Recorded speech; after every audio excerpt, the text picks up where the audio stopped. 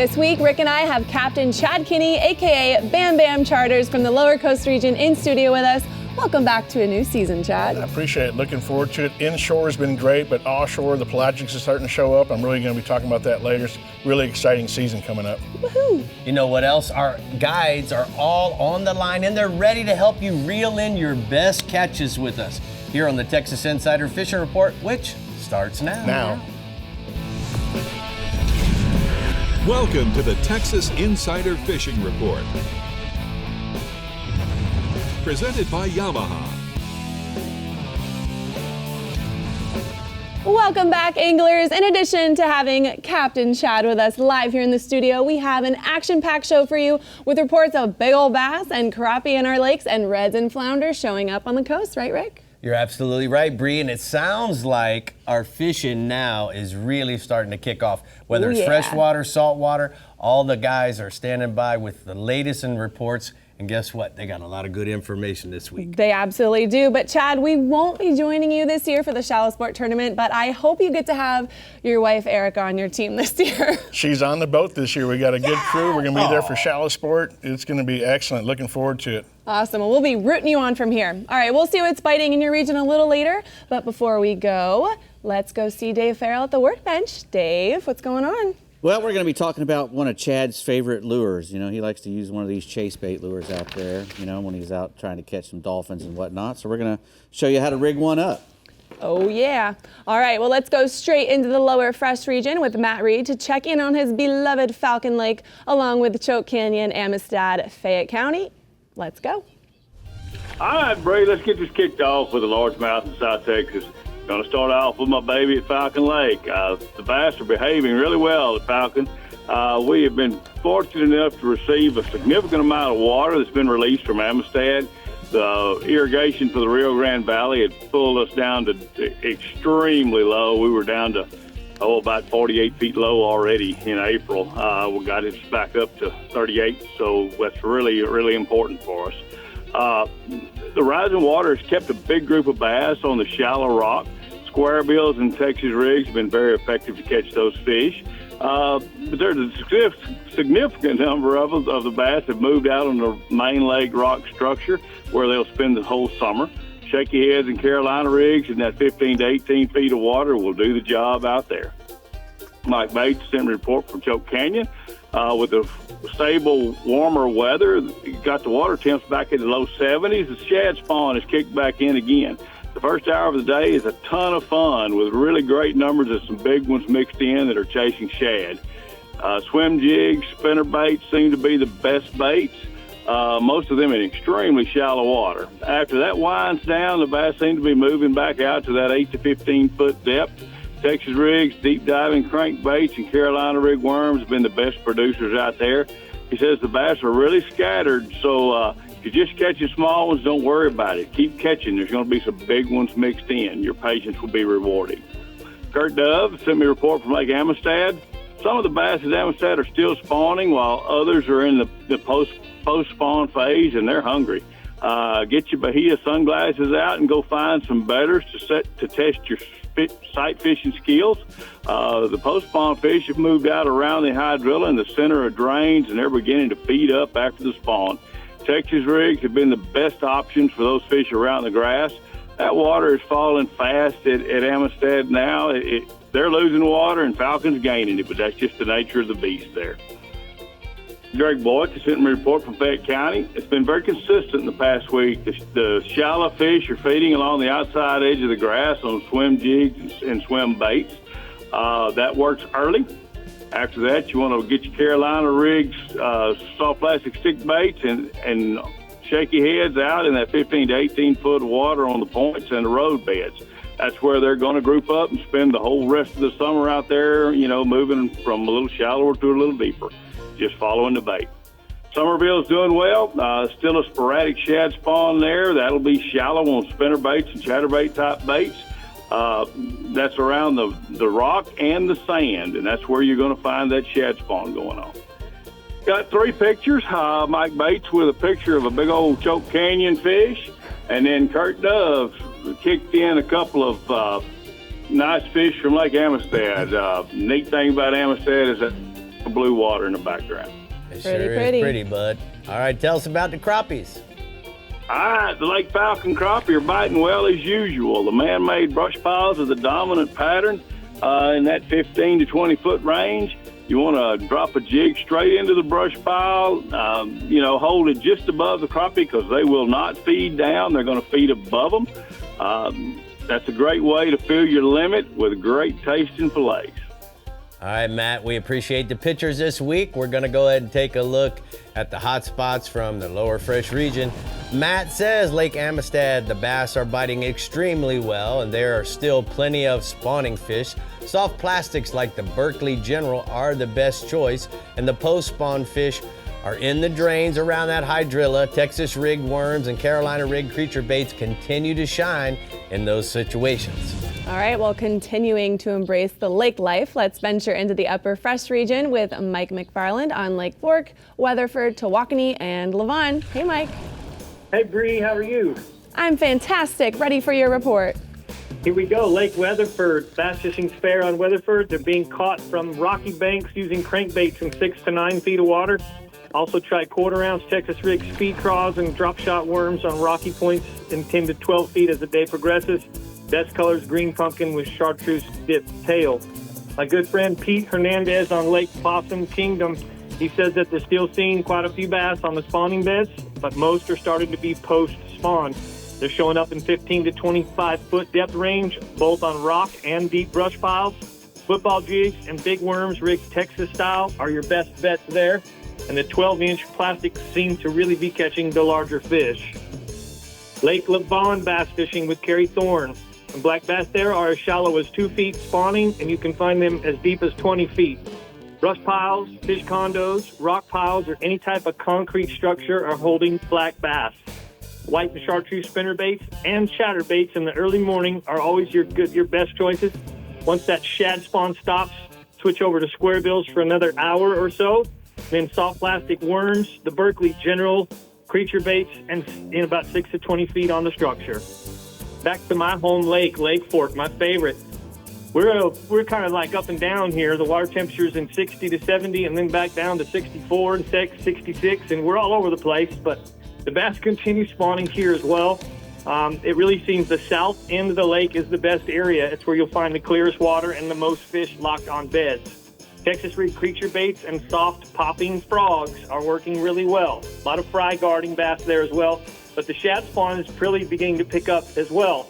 That's my favorite. Topwater baits like the Berkeley Bullet Pop and the Jaywalker in the colored bone white, they're producing some nice catches the first hour or so in the morning.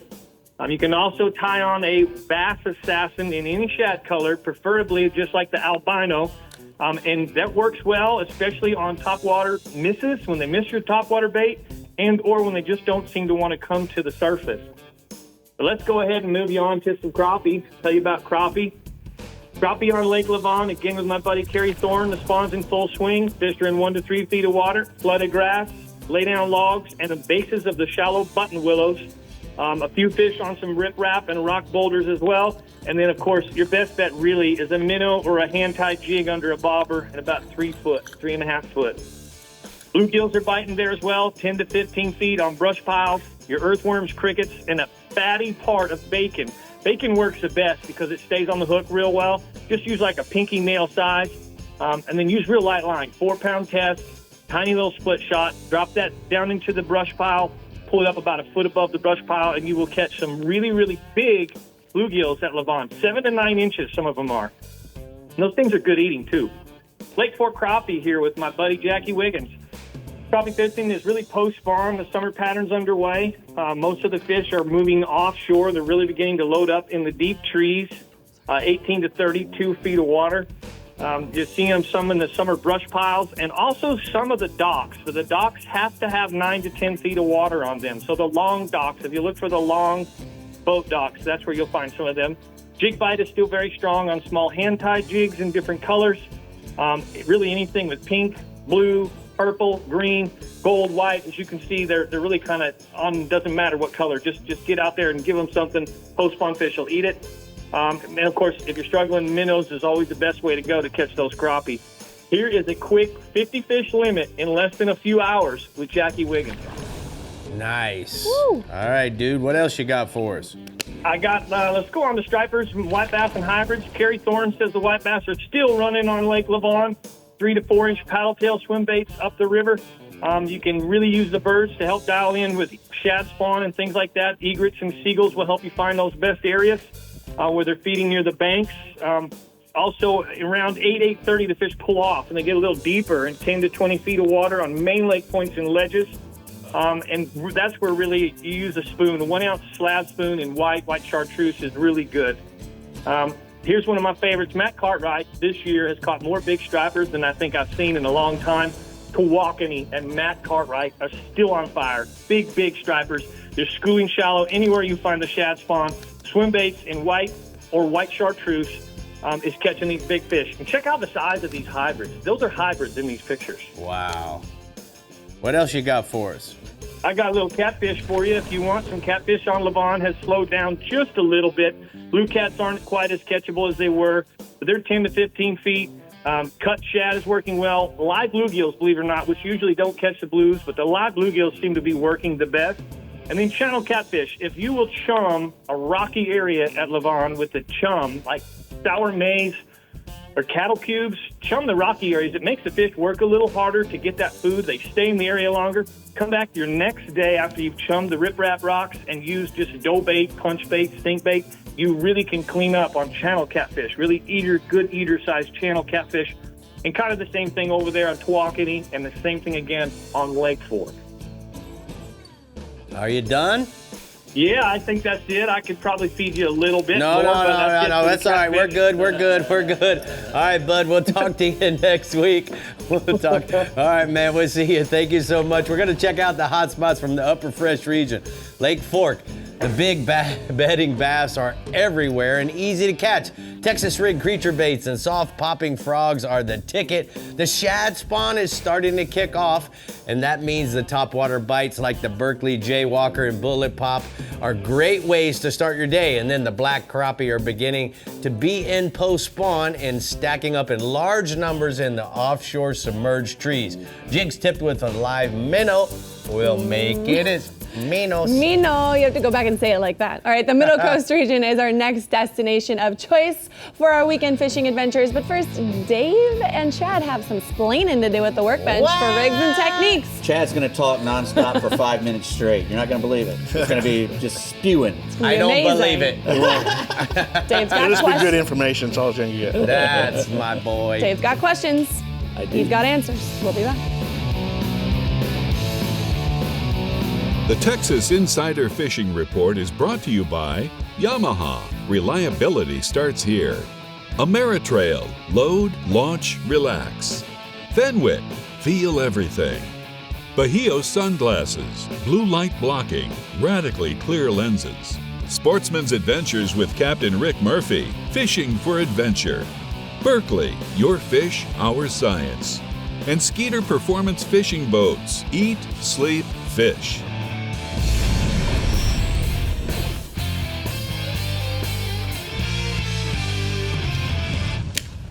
And here we are at Rigs and Techniques. Got Chad Kinney from Bam Bam Charters, and we're going to talk a little bit about fishing offshore. Now, this is the time of year in the spring when all the stuff starts happening offshore. You know, everything's, you know, the water's pretty, and we're after the pelagic species like dolphins and wahoos and mackerels and all kinds of stuff. And, you know, blue marlins or sailfish, could be anything. Anything that'll bite. Anything that'll come up. And all these pelagic species out there have great big eyeballs for a reason. They're out there in that clear blue water, and they're sight feeders. And anything, you know, that they see that's smaller than they are moving through the water, they're going to try to eat it. They've never encountered anything that's smaller than they are moving through the water that they couldn't eat. So they're going to try to eat just about anything. But we want to get their attention.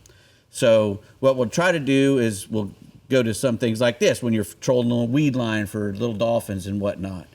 Chad goes to this rig right here. Yeah, so everything like Dave was talking about is kind of like a food chain out there.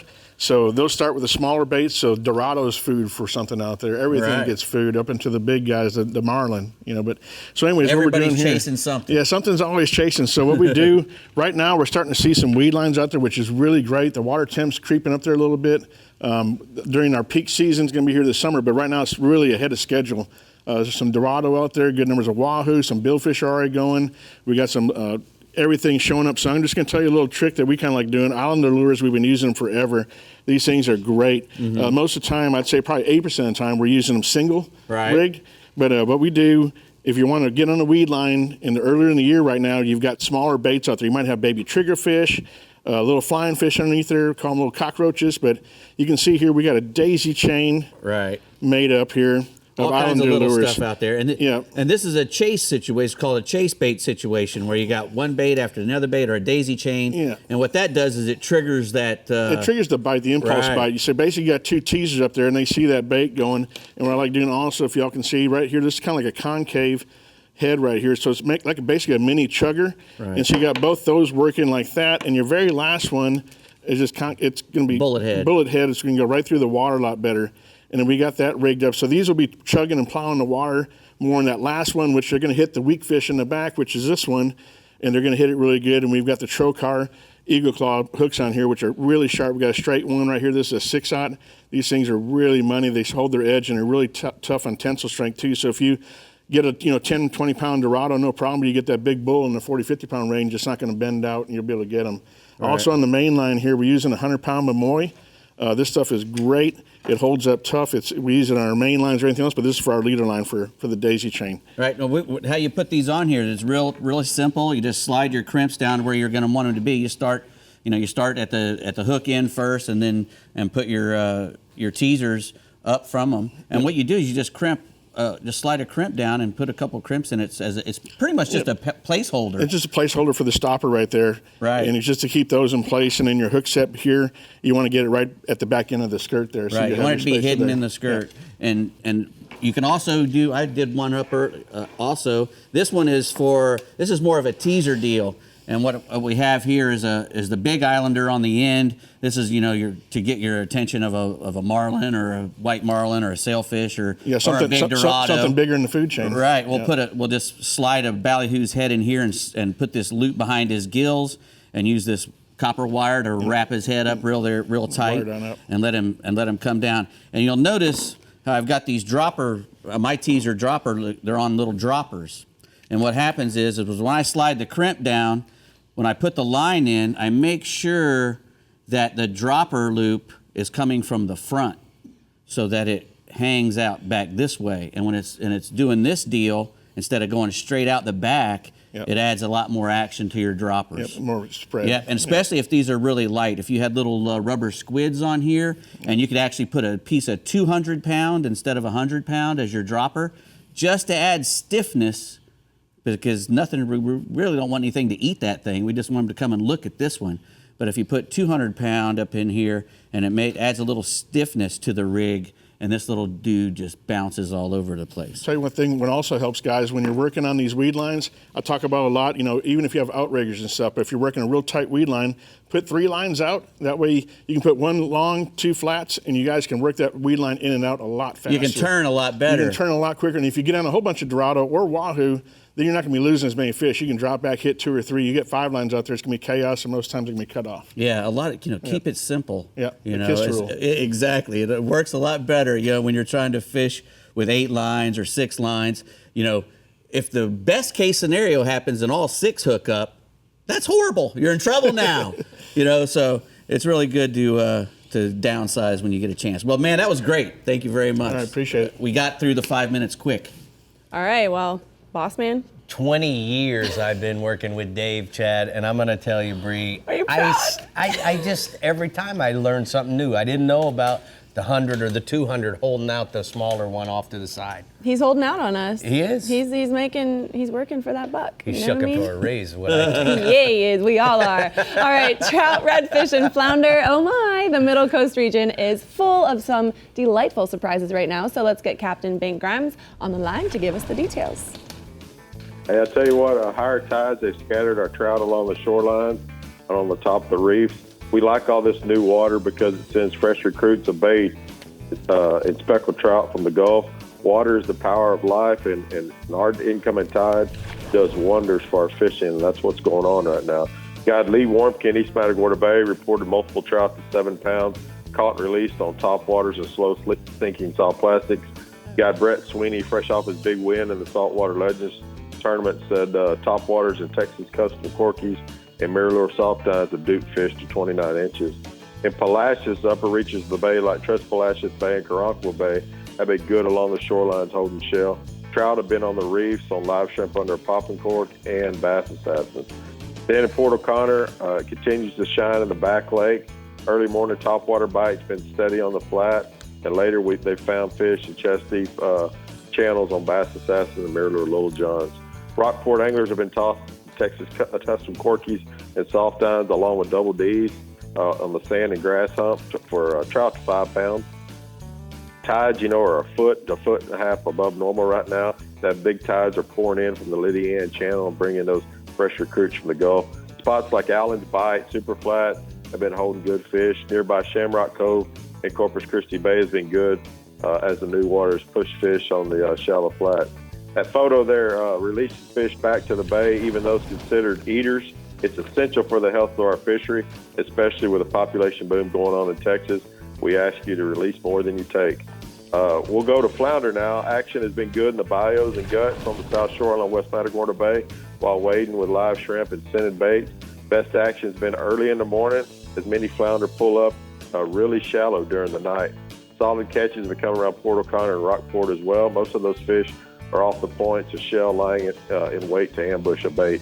Muddy bottoms around Freeport and around bayous close to San Luis Pass are holding a good number of flatfish as well. More fish are showing on the south shore line of West Matagorda Bay for waders tossing bass assassins and scented soft plastics.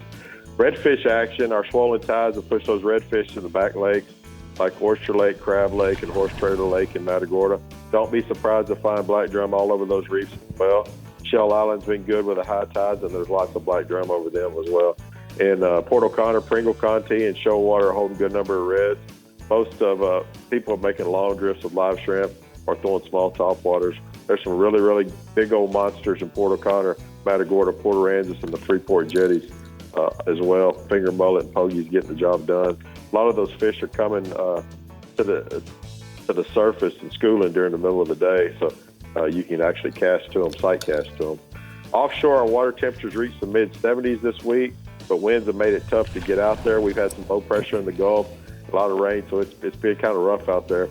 Some kingfish are beginning to show. Dorado are riding the weed line. There's a lot of big shark action just right off the beach. That next calm morning, expect good reports from the big pond and the surf. Those fish are there. We just need a little weather to get after them. That's the Middle Coast region. It continues to produce great fishing. Give those fish a chance. Share their genetic and release more than you take. Those fish cannot spawn when you throw them in the coop. All right, bud, thank you so much. We're going to go ahead and take a look at the mirror lure hotspots from the Middle Coast region. He says inshore, the trout are good while wading the reefs in East Matagorda Bay on mirror lure soft dines. And then the redfish are solid in the back lakes with the high tides on fish bites. And then if you want to go offshore, guys, Dorado are riding the weed lines, and the big shark action has been good just off of the beach. Sharks, you say? Yes. All right. Well, let's get ready to head to the beaches with us as we explore the Upper Coast and Lower Coast region with Captain Chad Kinney, who's here live in the studio with us. And remember, guys, to keep up with everything fishing in Texas, head over to our website, like us on Facebook, follow us on Twitter and Instagram. And of course, we're always posting new fishing adventures, our appearance schedule, show times, and so much more. So subscribe to our YouTube channel, Captain Rick Murphy. We'll see you soon. The Texas Insider Fishing Report is brought to you by Bass Assassin and Saltwater Assassin, the best lures, period. Berkeley, your fish, our science. Murphy's Law Sport Fishing. Book your trip today at murphyslawsportfishing.com. Tin Cup, Mountain Whiskey. Shallow Sport, the Texas legend. Rodan, set it, forget it, catch more fish. And Penn, let the battle begin.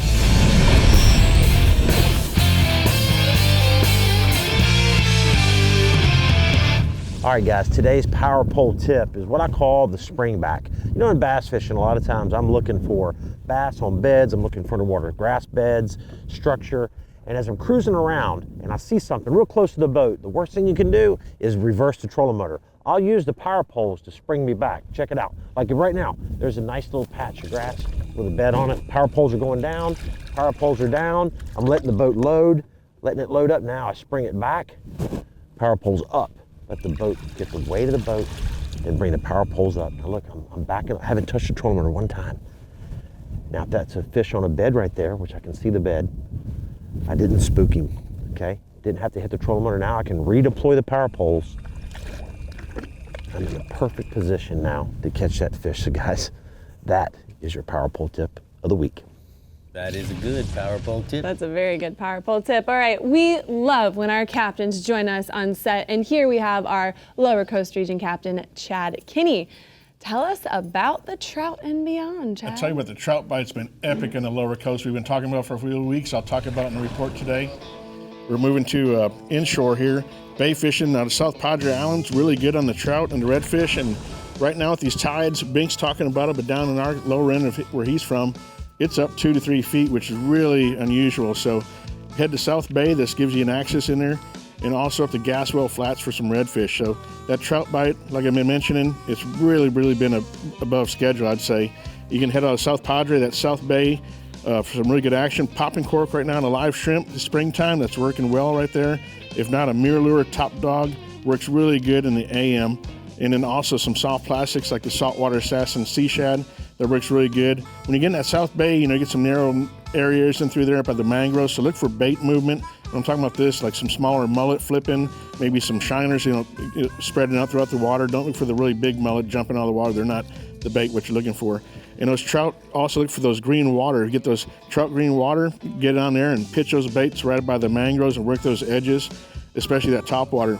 Out in the open area, then I'd switch back over to the popping cork and some live shrimp. And if you haven't tried this yet, the Penn spinning reel Authority is really good. Give that a try. We got a bunch we're using in the 2,500 to 3,000 size in the spinning reel. And we've been spooling it up with the Momoy Diamond 30-pound braid. It makes for a great combo. These things are extremely smooth and also really durable with our high salinity we got down there in the Lower Coast region. Got a picture here. I had a client here, Bill Ernst. He had a retirement party, so we got a picture of a nice release trout. We had about 6 or 7 we released oversized here this past week. Good for you, Chad. That's been a good one. So moving to redfish action. Redfish has been pretty good. Also out of South Padre, I'm talking about Gaswell Flats up by Cullen House. Use a popping cork and live shrimp, and especially in that muddier water, go there. And you start getting that clearer water by like Gaswell and stuff like that, and then maybe switch over to a Gold Spoon or a saltwater assassin soft plastic, but make sure it has a paddle tail on it. It'll really work good on that. Look for the smaller mullet again over here for your baits, and the reds will be feeding on those. As the day gets longer, later in the day, those fish are going to start dropping off into deeper water, so kind of follow them out, move accordingly with them out to the grass beds and the sand pockets. Remember on the redfish, it's a slot size, 20 to 28 inch slot size, and 3 per person per day. You got a picture here of a good slot size redfish right here that Quebeca with Real Rush Guide Service out of Matagorda. They go ahead and we've been hitting the redfish up really good up there. Nice. Going to offshore, of course, I love offshore fishing. The state water, we talk about it a bunch. That state water bite's still really good. And the pelagics are showing up deeper out around the structure, and weed lines are starting to form up, which is a really good sign for early. State water snapper season, like I mentioned, we've talked about, it's open. It's 4 per person per day. Federal should be open here in June or so. I'll keep you posted on that. Try the RJV Reef or the North Rocks out of Port Mansfield. You got a long stretch there, plenty of areas to go to. Eagle Claw trocar jigs will work really well on this stuff. Attach a fish bite to it and it'll hold on really good, and it'll get for an extra bite there. Look for those bigger fish. They'll be suspended in there, and take some extra chum if you can to really get the fish up and going in a feeding frenzy. Some of these guys are actually also getting way up to the top on snapper. You can actually almost sight cast them to them. So when you get them up there that high, you can also free line them with an Eagle Claw 10-aught circle hook. That works really good. Tip it with some fish bites or some bait. The key on this when you're free lining is just to kind of let it go in the water, let the line out, slowly move it with the flow of the water, with the current. Once that fish picks it up, let him go ahead and run, and all you got to do is simply set the drag back up of your rod and reel, and he'll be hooked up, and you go ahead and land him. We got a picture of a big state water red snapper here, probably over 22 pounds plus. Wow, that's sick, dude. There's some big ones out there. So moving over to some deeper in the pelagics, like I said, things are really shaping up to be a great summer. I think it's going to be really on fire this year. We got some good numbers of pelagic showing up around the deeper structures and the weed lines. So we've been pulling, as we talked earlier on the Workbench, pull some smaller islander lures, either by themselves or rigged up with ballyhoo for the Dorado. We make that daisy chain out there for them. Definitely put that in there. You put those 2 on top for the teasers and that third one on the bottom for your one with the hook on there. And troll these at 7.5 to 8 knots around those weed lines. Definitely working those Dorado. Been out there good. Got a picture of Quebec sent me up as a great bull Dorado on Real Rush charters.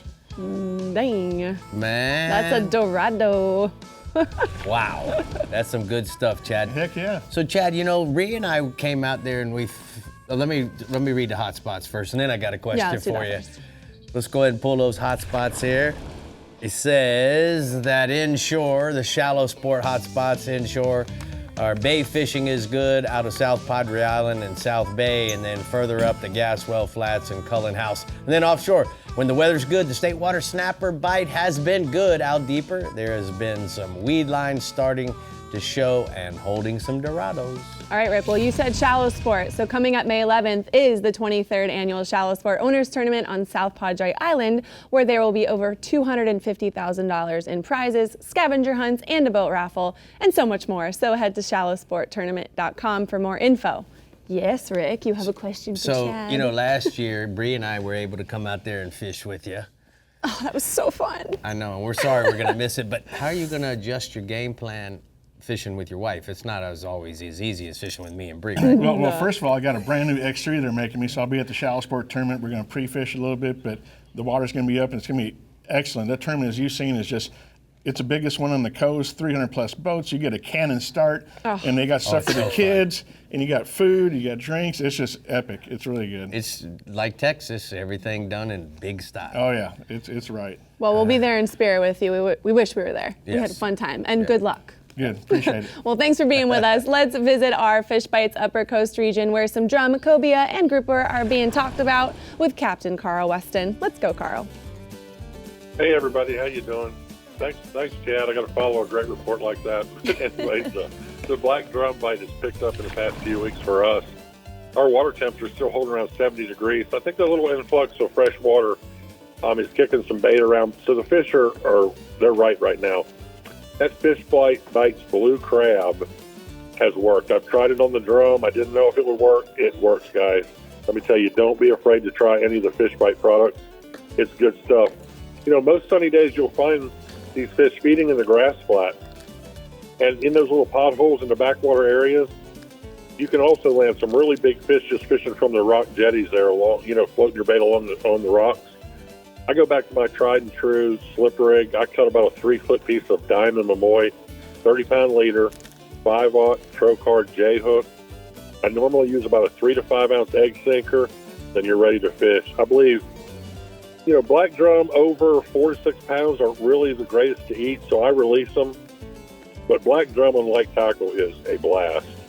My first photo today is Lupe here with a really nice black drum he caught on the Texas City Dike.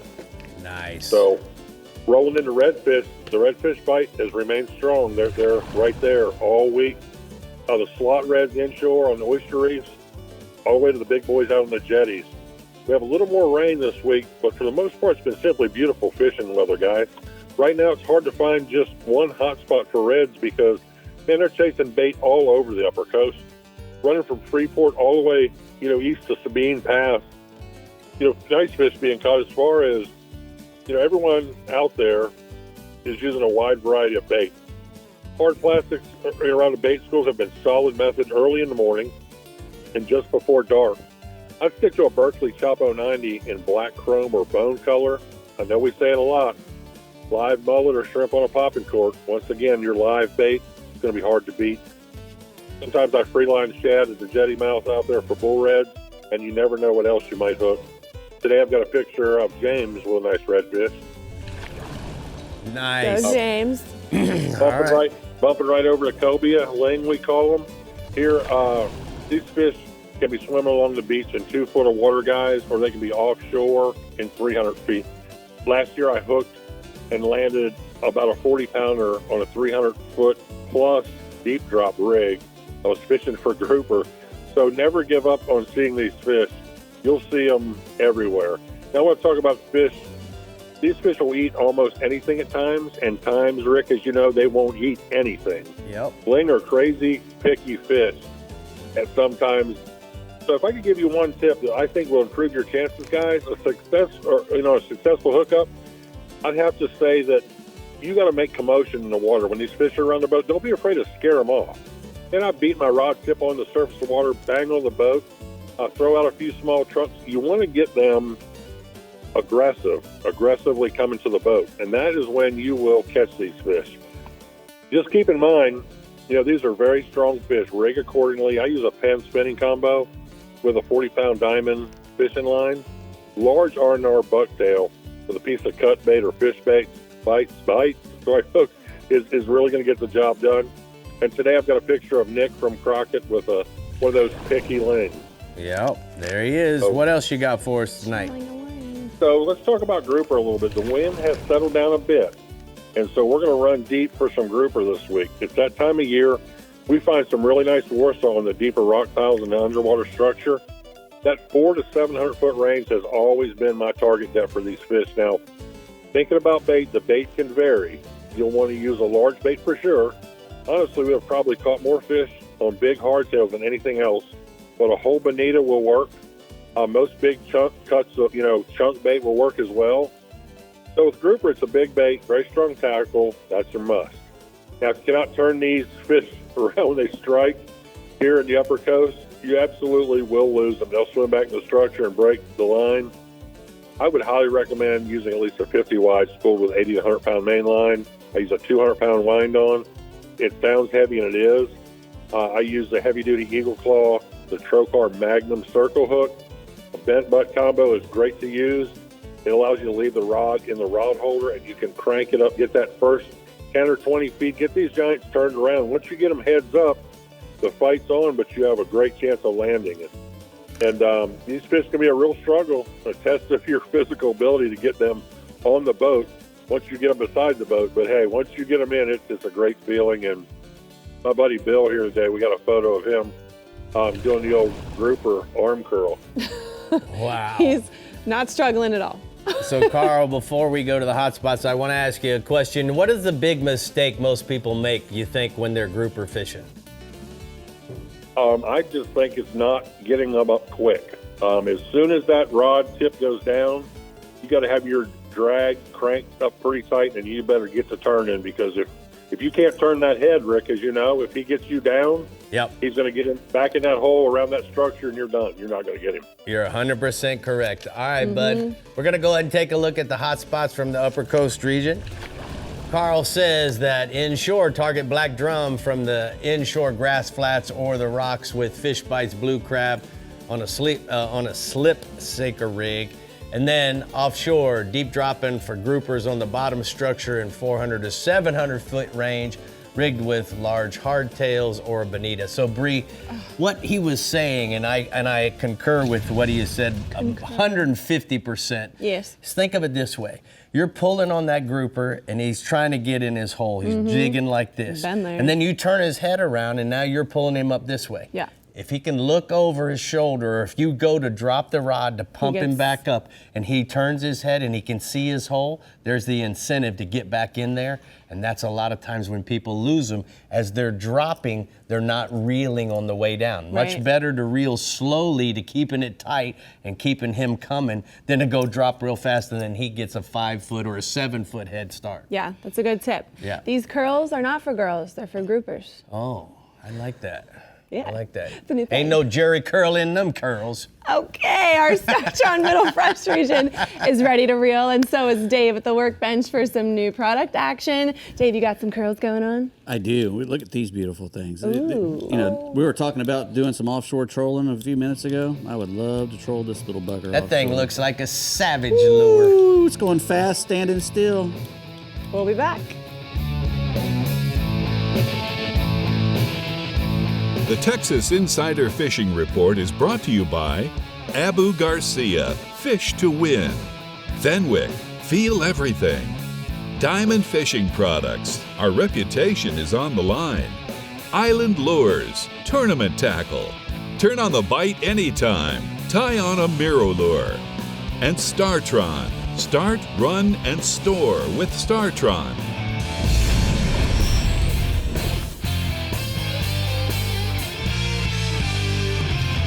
Well, it's time to troll the edge with Taco Marine here at the Workbench. And Dave, we got some really cool stuff. Yeah, we do. We're going to start off with the top shelf marine products there, the Battle Wagon bucket.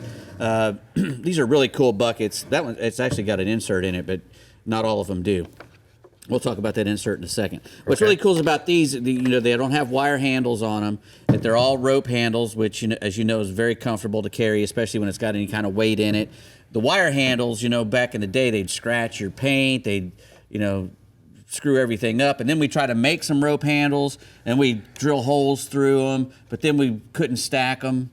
We couldn't stack the buckets anymore because of the rope and the way they were made. Because the rope was on the inside. Correct. And then not only that, we'd have a hole drilled in here, and we'd go to move stuff around, and we'd pour, chum or ballyhoo eyeball water all over the deck or whatever. And you can't do that with this. They're 90 mil spec, pretty thick plastic. It's better UV. They look a lot better on your boat. You can get, there's like 100 different color combinations with the handle and the buckets you can get. Also, you can get optional lids as well. And this one in particular has a pretty cool insert from Trolling Mate. And you can put your rigged lures or your hard baits inside that insert. It's like an organizer you can put in there. And it'll fit in any of these buckets. That's cool. 5-pound I buckets. like it. So go to topshelfmarine.com to get yourself one of those Battle Wagon buckets. Okay. Next, we got the Seagar paper towel holder. Sea Sucker. Seagar. Sea Sucker paper towel holder. Things can get messy on the boat. I'm always looking for a paper towel. Wash off the stuff that you get on you during the day, and this will keep a paper towel real handy. You can suck that thing down on a gunnel. You can even put it on your hard top if you want to, and have it hanging down. With this new design up here, this keeps tension on the paper towels so that they won't you're moving the whole thing. It's an earthquake. It's a rickquake. But we can put a paper towel on there, and this will keep your tension on there, so it won't be spinning around and letting all your paper towels go flying out. And and you can mount it in any direction as well. I love this. So yeah, very cool. Bottom or hard top. And as you pump it up, as it starts to suck down, this orange tab disappears, and that's how you know it's loaded and secure. You go to seasucker.com to get you one of those cool paper towel holders. Go down there and get you some. Next, we've got the Savage Gear, the Max Stick Speed Runner 170. This is a big lipless plug designed to troll high speeds up to 15 knots. Great for wahoos and kingfish and just about anything will eat that thing, I imagine. It's really cool. It's 6 3/4 inches long. Weighs a little bit over 5 ounces. It's got this really strong, big hardware on it, 5 times forged stainless steel hooks. Heavy-duty swivels. It's got a through wire all the way from the eye all the way through the hooks and everything. So, even if the bait comes apart, it's still going to be held together with that through wire design. They have 30-foot and 20-foot models. High-quality holographic UV on there as well. Super high gloss finish and just a really cool plug. I've always liked using those things, and it's cool. They got the how many different colors, Dave? Do you know? I'm not sure. But they used to come with a lot of different hook styles, but these single hook styles, they get bit a lot, but you'd miss a lot. Well, now with these things, you catch a lot more, and they can't wrench themselves off with the swivel and everything. Right. So really good hardware. Where do we go to get it? Savage Gear Americas.com. Okay. Last but not least, for this little fella here, we got a MirrOlure drone spoon. This is a brand new size. It's called the half size. Drone made the original saltwater spoons in the 1900s, so they've been around forever. Right. Erratic, bite-inducing action. You can rig these in tandems, or you cast it by itself to catch redfish and trout inshore. Troll it offshore. The color. Yeah, troll it offshore. Rig it in tandems or even triples and catch your little tunas for bait. No plating to corrode, chip, or peel. It's solid nickel, silver, and it's hand soldered. If you notice the little eye at the front, it's hand soldered silver too, so it's not coming apart. That's a 1/4 ounce little spoon.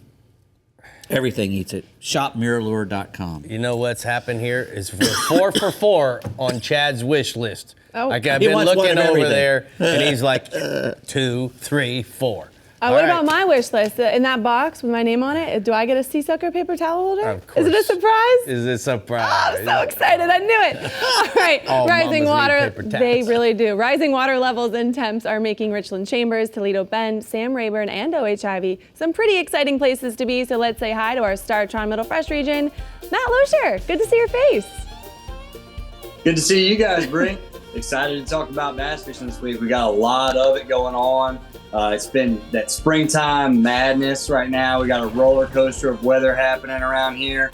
And so it's just been a wild ride, but it's been fun. So we're going to keep it strictly to largemouth bass this week because we've just got so much to talk about. I'm going to start off at Richland Chambers. Mr. Thurman Selman up there with Bass Specialty Guide Service tells me that the big bass are shallow up there this week. He says the lake is almost full. It's only about 6 inches low. The water temps are in the 60 to 70 degree range. And he says that they are spawning now, and a few have already finished spawning. So there is some post-spawn fish. They're kind of in all stages of it right now. And that's an exciting time to be fishing because it means the majority of your fish, especially your bigger fish, are shallow when all that spawning is going on. So there's really good opportunities for your anglers there to get out and catch those big fish up shallow. Mr. Thurman mentioned that they've picked up some 8 and 9 pounders this week, so definitely some good fish being caught. And Mr. Thurman, like myself, he loves throwing that Bass Assassin Fat Job weightless when those fish are up shallow in those spawning areas. He says that that's great to get on early, kind of chase a spawn bite early. And then later in the day, if that slows down for you, he's chasing some of those post spawners that have already spawned out and have moved out a little bit. But he's staying kind of in the same areas, just moving out just a little bit deeper. And he's taking more of a finesse approach with the post spawn fish. He's throwing that Bass Assassin Little Tapper. You know, he's downsizing his bait there, and he's going to a drop shot or a shaky head rig to put it on. And so just when that spawn bite slows down on you, pull out and finesse them a little bit and get some more fish in the boat later on. Toledo Bend. We're primarily a post-spawn lake right now. The water level has been on a slow rise as well, sitting about 9 inches below full level. Water temps have been in the upper 60s and low 70s. So the bass are cruising around, really feeding heavily on the shad now, trying to feed back up from the spawn. And the shad spawn is happening real heavy as well.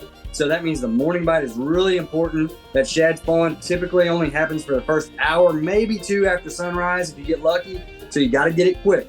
You're going to want to look for those shad flickering around on the surface, around any kind of cover. They like to get around grass, stumps, docks, even like rocky banks, riprap areas. When you find that, bass are sure to be nearby. Topwater frogs and popping plugs are my top choices for those bites first thing. Spinner baits and Bass Assassin shad baits are also a good choice. Now, once that action slows down, you're going to want to move out a little bit and look for the hard spots real close to those same areas. Just move out till you get to those first good hard spots in about 5 to 15 foot of water. Carolina rig vapor shads are my go-to for that pattern. Just find those hard spots and drag that Carolina rig through there and pick up those fish later in the day. Now moving over to Sam Rayburn. The pattern remains fairly consistent on Rayburn. They haven't had as much of that roller coaster because the water level's been pretty stable. The lake is slightly above pool level, still about 6 inches high. The water temps are in the upper 60s and low 70s, and the fish continue to be caught around the brush and shallow grass with soft plastics and topwater presentations. There are some fish out on the secondary points. There normally is, out there's always a Carolina rig bite over there on Rayburn. Still mostly slow presentations, your dragon baits and your slower topwater popping type baits is working best. And so don't get in too big of a hurry. They had the Sealy Big Bass Splash over there this past week, and it did not disappoint. It took a 3.5 to a 4 pounder to get a check on the hourly payouts. And I believe it was a 9.7 pounder won that event. So congrats to that guy for catching that big old fish there and winning that large prize package that comes with it. Bob Sealy and his crew, they always put on a great tournament there. Lots of big fish being caught. It's a lot of fun. Wow. Now moving down to LBJ, Jared Poole at Hill Country Hammer Guides and Outfitters said that the frog bite is on fire at LBJ.